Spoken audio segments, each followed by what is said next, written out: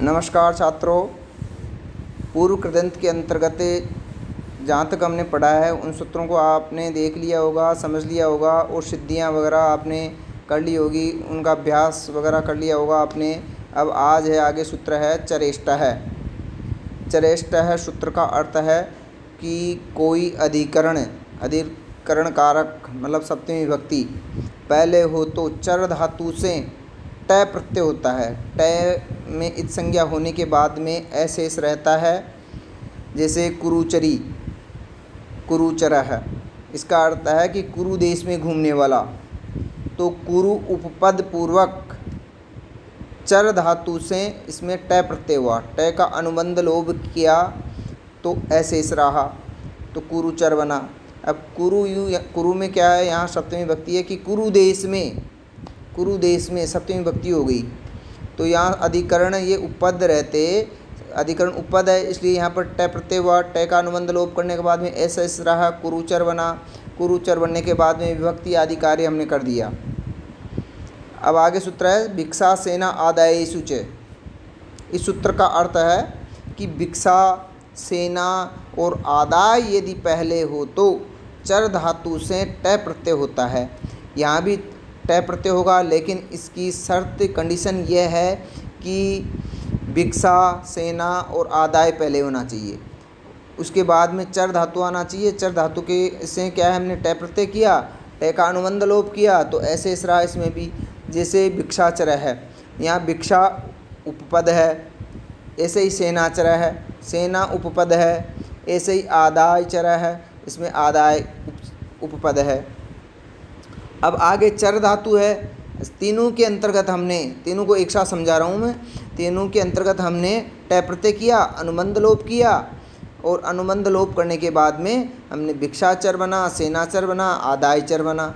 और उसके बाद में पूर्व कृतिंग कर्तव्य समासास से प्रातिपदिक संज्ञा करके सु विभक्ति प्रथमा के एकवचन में सु का रुत्व विसर्ग करके भिक्षाचर है, सेनाचर है, आदायचर है बने। यहाँ आदाय का मतलब है कि हमने पहले पढ़ा है लेप प्रत्यय, तो लेप प्रत्यय का ये रूप है कि आंग उपसर्ग पूर्वक दा धातु से हमने लेप प्रत्यय किया तो आदाय बनता है, तो ये आदाय वहाँ का रूप है। अब आगे सूत्र है क्रियो हेतु ताच्छिल्यानुलोम्येषु। इस सूत्र का अर्थ है कि हेतु का मतलब कारण और ताच्छिल्य मतलब स्वभाव, वैसा स्वभाव, और अनुलोम्य का मतलब है अनुकूलता, इसका अर्थ है अनुकूलता। अर्थ में क्रिय धातु है, क्रिय धातु से वही टय प्रत्यय होगा। टय प्रत्यय का अनुबंध लोप होने पर ऐसे रहेगा और टय होने पर वहाँ गुण भी होगा। तो ये इस सूत्र का अर्थ है। ये इसका उदाहरण आगे वाले सूत्र में आएगा। आगे सूत्र है अतः क्री कृमि कंस कुंभ पात्र कुशा कर्णिस्वन्यव्यस्य। ये सूत्र है। इस सूत्र का अर्थ है कि ए के बाद में विसर्ग को समास में नित्य स हो जाता है। ए के बाद में यदि कोई विसर्ग आए और समास आए तो उसको हमेशा क्या होगा, स हो जाएगा। बाद में यदि क्रिय धातु, कम धातु, कंस, कुंभ, पात्र, कुशा और कर्णी शब्द हो तो अव्यय के विसर्ग को श नहीं होगा। जहाँ अव्यय होगा उसका विसर्ग होगा, उसको श नहीं होगा। इसका उदाहरण है यशस्करी। यहाँ पे क्या है, यशस उपपद है और क्री धातु से हमने जो पूर्व सूत्र आया था क्रियो हेतु ताच्छिल्यानुलोम्येषु, इस सूत्र से हमने क्या किया, टय प्रत्यय किया। यशस शब्द आ गया, ये क्या है, ताच्छिल्य अर्थ में है, तो ताच्छिल्य अर्थ में होने के कारण ये सूत्र लगा क्रियो हेतु ताच्छिल्यानुलोम्येषु। अब यशस उपपद पूर्वक क्री धातु से टय प्रत्यय किया, उसका अनुबंध लोप किया तो ऐशेष रहा। ऐशेष रहने के बाद में उसके आर्ध धातुक संज्ञा करी। आर्ध धातुकम शेष है सूत्र से जो पहले मैं बता चुका हूँ। और सार्वधातुक का अर्ध धातु के जो सूत्र है पहले ये मैं पढ़ा चुका हूँ। ये उसी सूत्र से गुण होगा, जिसकी आर्ध धातुक संज्ञा होगी उससे सार्वधातुक आर्ध धातुक के सूत्र से ही गुण होगा। और फिर उड़न रप्र से रप्रत्व कर दिया। रप्रत्व करने के बाद में कर्तृक्रमणों कृति, इससे क्या है, कर्मण जो कर्म है उसमें षष्ठी विभक्ति है, षष्ठी विभक्ति का जो उपपद है उसमें विभक्ति का लोप हो जाएगा, मतलब यशस में जो स है उसका लोप हो जाएगा। कौन से सूत्र से? कर्तृकर्मणो कृति। इसमें कर्म के स्थान पर जो षष्ठी विभक्ति है उसमें उपपद जो यशस है उसमें विभक्ति का लोप कर दिया। विभक्ति का लोप करने के बाद में कृतिंग सूत्र और वही कृतदिति समासास्य से प्रातिपदिक संज्ञा करके हमने क्या है सुलाए, और सुलाने के बाद में हमने क्या किया, ये टित है, टित होने के कारण क्या किया हमने, घस किया षष्ठी विभक्ति के एक वचन में। अब ये टित होने के कारण गीप प्रत्यय किया, यहाँ पर हमने यशस्कर हमने मिला दिया, और फिर इससे क्या है स्त्रीलिंग के अंतर्गत गीप प्रत्यय होता है। यदि यशस शब्द पहले हो तो क्या है उस गीप प्रत्यय होगा। कौन से सूत्र से होगा? टिड्डाण द्वयस से ददनय मात्रा से कौरपकाय, ये जो सूत्र है इत्यादि बड़ा सूत्र है ये, इसको याद कर लेना अच्छी तरह। तो इस सूत्र से क्या है, इस सूत्र का अर्थ देखना, जहाँ पर टितो ददनय प्रत्यय हो और द्वयसज हो, ये हो तो वहाँ पर क्या होता है, गीप प्रत्यय होता है। गीप का अनुबंध लोप करने पर ई शेष रहता है। तो यहाँ पर टित है, यहाँ सूत्र में कह दिया कि जहाँ पर टित हो वहाँ पर गीप होगा।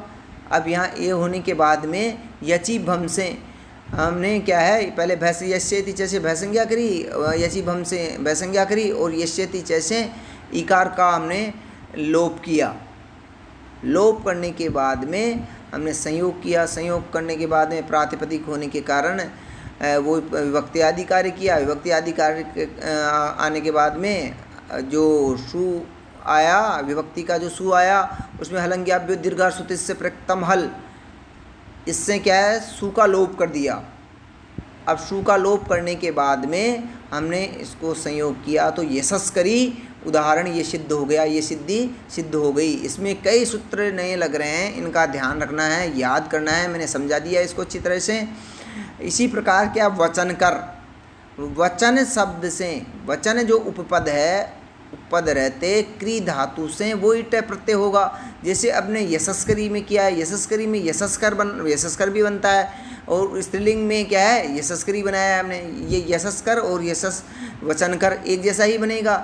और यशस्करी में हमने एक सूत्र अलग लगाया है, ओनली स्त्रीलिंग में जो जो सूत्र है टिड्डाण द्वयसज, ये सूत्र हमने अलग से लगाया है ओनली।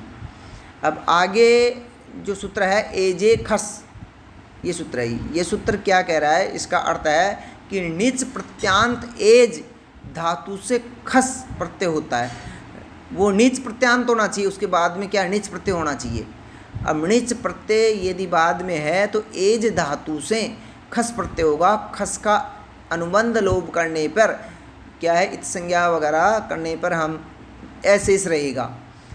अब क्या होता है, खस का ऐसेस रहा, ख और श हटने से क्या है ये खित और शित दोनों है, क्योंकि इसमें क्या है ख की भी संज्ञा हुई है और श की भी संज्ञा हुई है, इसलिए इसको हम खित भी कहेंगे और शित भी कहेंगे। और फिर जो गुण वगैरह कार्य होगा वो इसके आधार पर ही होगा। अब आगे है अरुर द्विशत जंतस्य मुम, ये सूत्र है। इस सूत्र का अर्थ है अरुस अर्थात मर्म, द्विशत शत्रु और अजंत शब्दों के बाद में मुम का आगम होता है, अर्थात मुम लग जाता है। मुम का अनुबंध लोप करने पर मैं शेष रहेगा। बाद में खिदंत ख इत, जहाँ पर ख की संज्ञा हुई हो। अब ये सूत्र में आ गया ना, जो पहले सूत्र कह रहा था, पहले सूत्र की जहाँ पर खित होगा वहाँ पर अभी आगे वाला सूत्र कह रहा है कि जहाँ पर खित होगा, ख की जहाँ पर इत संज्ञा हुई है वहाँ पर क्या होगा, अव्यों के बाद मैं नहीं लगेगा।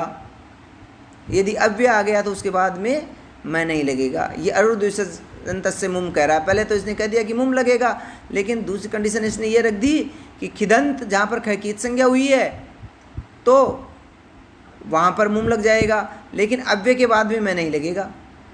ये इसने दूसरा अपवाद बता दिया इसने। और पिछला जो सूत्र है खस, इसमें ख की और स की संज्ञा हुई है, उसी के आधार पर इसमें मुम का आगम हुआ है अर्धद्विशत जंतस्य मुम सूत्र से। अब इसका उदाहरण क्या है, जन्मे जयतीति जन्मे जयः, अर्थात जन उपपद पूर्वक एजी, जो एज धातु है उससे हमने क्या किया, सब प्रत्यय किया। सब प्रत्यय सप, ये कर्तरी सबसे सप आएगा, ये तो पहले ही। और खस, खस एजे, खस से खस कर दिया, एजी धातु से, ये निजंत है एजी। उसमें जो सूत्र में पहले ही कंडीशन रखी थी ना कि णिच प्रत्यय यदि हो और एज धातु से क्या होगा, खस प्रत्यय होगा, तो यहाँ पर एजी में क्या णिच प्रत्यय है ये, तो वहाँ नीच प्रत्यय होने के कारण यहाँ पर खस कर दिया, खस का अनुबंध लोप कर दिया। अनुबंध लोप करने के बाद में ऐसे ऐसे रहा। अब एजे खस से खस कर दिया हमने, और सिद्ध होने से बीच में सबका आगम हो गया कर्तरी सब से। अब इसको क्या है, पूर्व रूप हो जाएगा और गुण हो जाएगा। आइए, ए गुण होने के बाद में ए को क्या कर देंगे हम, आइए कर देंगे एचो वाया, जो सूत्र पूर्व में संधि प्रकरण में मैंने पढ़ाया है उससे आइए करके एजय बन जाएगा ये। अब एजय बनने के बाद में हमारे सामने स्थिति आई जन एजय। अब आगे सूत्र जो इसी का जो आगे सूत्र आया है अरुद्विष जंत से मुम, ये सूत्र कह रहा है कि अरुत्व द्विषत और अजंत सत्रों के बाद में मुम का आगम हो जाता है। तो यहाँ पर क्या जन के बाद में ये सूत्र से क्या मैं लग करके ये रूप सिद्ध होगा जन्मेजय। हमने मैं लगा दिया, मैं का मतलब मुम, मुम का मैं शेष रहा, हमने मिला दिया जन मैं और एजय, इसका संयोग कर दिया तो जन्मेजय बन गया। अब जन्मेजय बनने के बाद में कृत तिंग जो सूत्र है उसी सूत्र से कृदंत होने के कारण कर्तृ समासा से जो सूत्र है वो से प्रातिपदिक संज्ञा करके स का रुत्व विसर्ग कर दिया। रुत्व विसर्ग करने के बाद में जन्मेजय रूप सिद्ध हो गया। आज के लिए इतना ही। इन जो इसमें नए सूत्र आए हैं उनको अच्छी तरह देखना है, इनको समझना है। जो खस प्रत्यय कौन सा कर रहा है, मुम का आगम कौन सा कर रहा है, और टय प्रत्यय कब कब होता है, क्या कंडीशन होनी चाहिए, ये सब आपको देखना है। और जो उदाहरण है उन उदाहरणों को मैंने खोल के आपको बता दिया है। ये यूट्यूब पे भी मेरा वीडियो आपको मिल जाएगा और व्हाट्सएप पे भी मैं आपको शेयर कर रहा हूँ। थैंक यू, धन्यवाद।